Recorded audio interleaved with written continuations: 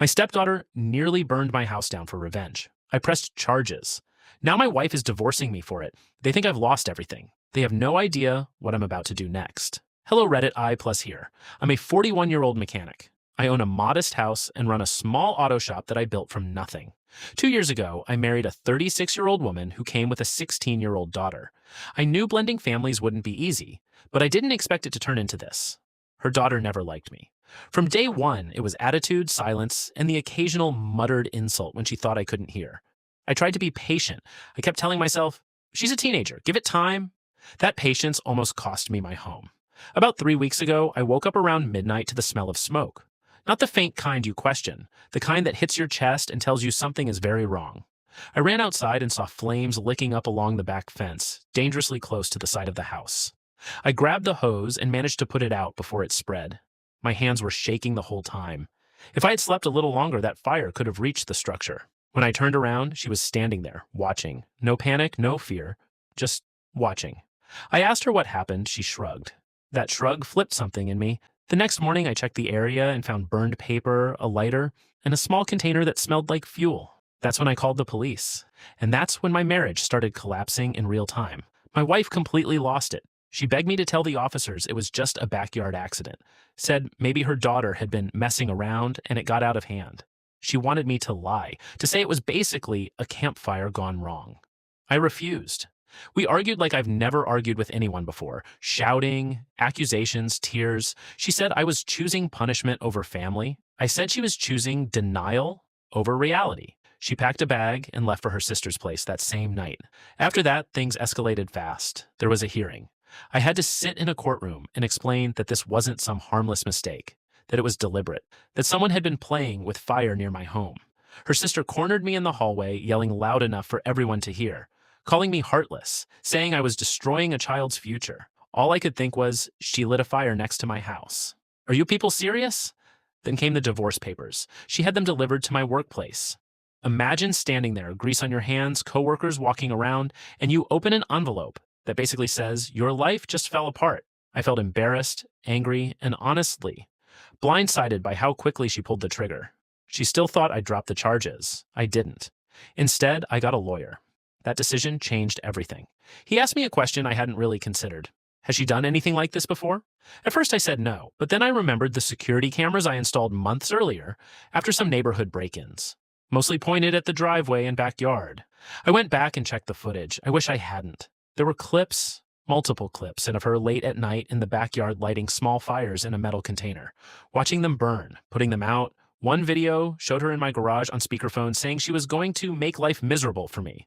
Another showed her tossing something flaming toward the fence. It didn't catch that time, but it almost did. This wasn't one bad decision, this was a pattern.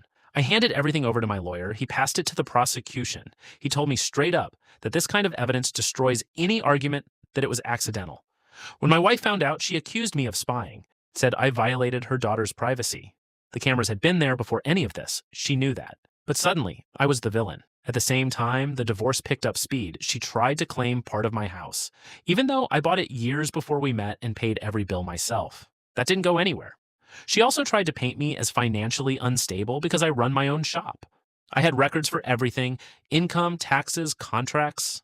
That angle collapsed too. So she shifted focus, just wanted out. I filed for a protective order against her daughter. The judge granted it. She wasn't allowed anywhere near me or my property. That pretty much sealed whatever was left of the marriage. The criminal case moved forward, and eventually her daughter took a plea deal. Probation. The judge reportedly didn't hold back, made it very clear how serious her actions were. I didn't attend the final sentencing. I didn't need closure from her. I just needed distance. The divorce finalized not long after. I kept my house. There's a clause that keeps her daughter away from me and my property. My ex was furious, but legally she had nothing to stand on. Now it's just me here.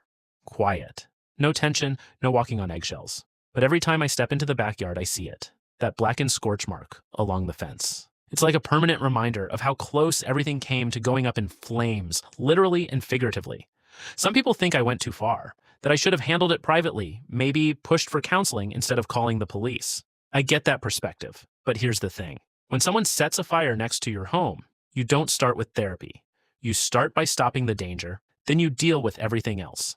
I did what I had to do. And if that cost me my marriage, then maybe it wasn't as solid as I thought in the first place.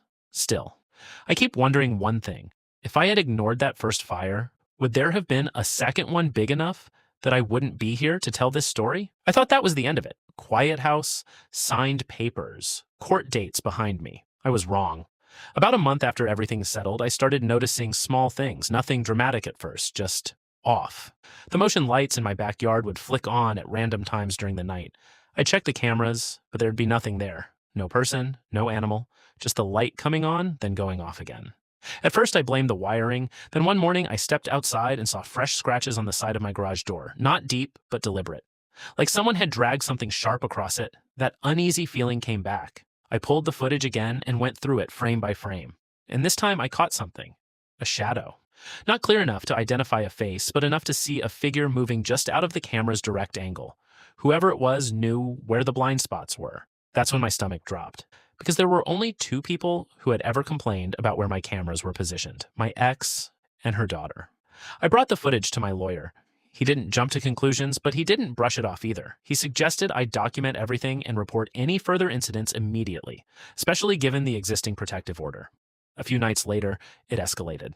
I woke up again to a noise outside. Not fire this time, just a dull thud. I grabbed a flashlight and stepped out cautiously. Nothing. But near the fence, I found a small glass bottle. Broken. The smell hit me instantly. Fuel. Not lit? Not yet. I didn't even hesitate. I called the police. They took it seriously this time. A violation of a protective order, possible intent to commit another act of arson. They dusted for prints, took the bottle, and reviewed my footage on the spot. And then one of the officers paused the video, zoomed in. There it was. A clearer angle than before. Just enough. Same hoodie, same posture, same way of moving. It was her. A warrant was issued within days. This time, it wasn't just about what she could have done. It was about what she was clearly trying to do again. My ex called me that night. First time we'd spoken since the divorce finalized. She sounded different. Not angry, not defensive. Panicked. She asked me to drop it. Again. Said her daughter was going through something and didn't need her life ruined. I asked her one question. What happens the next time she lights it? Silence. Then she started crying. Not for me, not for the house, for her daughter. And in that moment, I realized something that finally put everything into place. This wasn't new behavior. This wasn't just rebellion. This was something deeper that had probably been ignored, excused, or covered up for years. And I had just been the first person who refused to look away. I told her I wasn't dropping anything. She hung up. The arrest happened 2 days later. This time, there were no eye rolls in court. No smirking, no attitude, just silence. Her lawyer tried to argue emotional distress, instability, anything that could soften the situation. But between the prior footage, the first incident, and now this clear violation of a protective order, it didn't go far. The judge ordered a psychological evaluation as part of the proceedings. And that's when the final piece came out.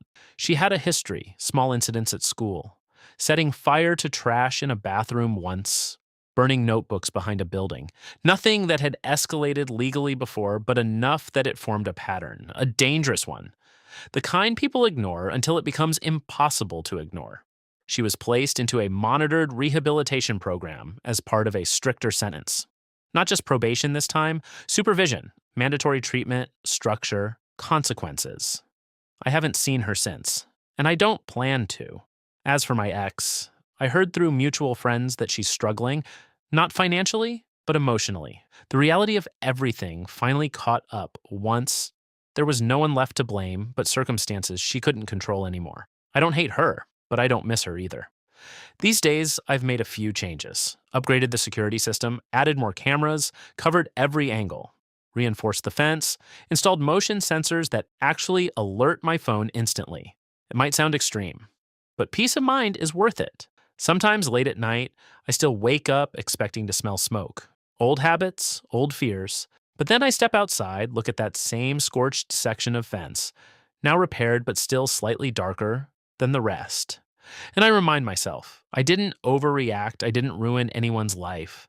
I stopped something before it turned into something far worse. And if that makes me the villain in someone else's story, I can live with that.